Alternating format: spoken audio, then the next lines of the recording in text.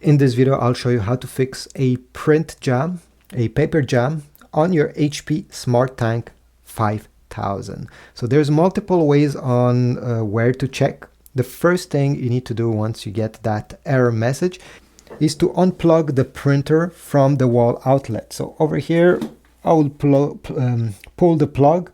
Even if it was turned on, don't worry. So now we can safely go and try to remove the paper.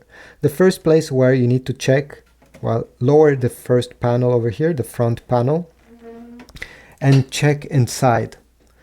If there's a paper jam, there's a good chance that you're going to see some crumbles over there, some paper left, and you can go ahead, take your hand or maybe a pair of tweezers if you want, and extract any stock paper. If the ink print head carriage over here is not able to move smoothly, it will give you this paper jam error. So go ahead and remove the paper. If everything looks clean over here, I'll show you a second place where you can check.